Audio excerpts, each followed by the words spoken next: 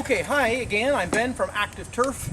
We've talked about rough grade, we've talked about edge treatments, and now we're going to give you a few tips on final grade.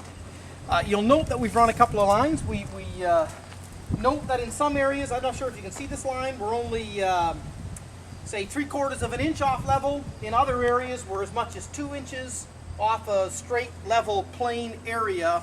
And after you've got your string lines there, that gives you approximate guidance on spreading your gravel.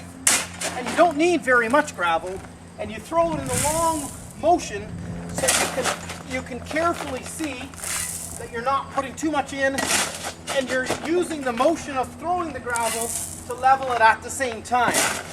Now, if you haven't got a lot of experience, you may need to run several string lines, but if you have experience over time, you should be able to get it fairly close to level simply by throwing it in a broad motion like that. Then it's highly recommended to use a landscaping rake.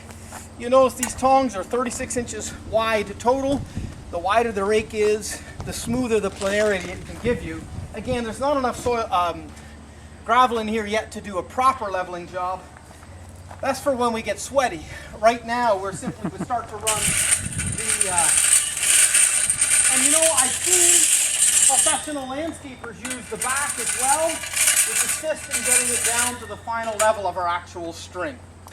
Now, in smaller areas, and you'll want to throw your gravel in so it goes at least up to the string, if not a little bit past the actual level of the string, because you'll notice up here in this area that you ultimately want your final level to be as close to level with your two existing surfaces as possible. And if you put your final grade in level and then proceed with, well, in this case a hand tamper, because there isn't room to get a larger tamper in, and tamp it especially well along the edges. You can add a small amount of water if you wanted to assist in compaction. You want to make sure it's done along this edge as well. After you're finished hand tamping and mechanically tamping your final level, you want to make sure that there is about anywhere between 1/4 and 1/2 inch of actual revealed edging along here, because that's exactly where your turf is going to sit in the final detail. So our aim now on the entire site is to proceed with final leveling and final surface, and we'll tune in with you at that time.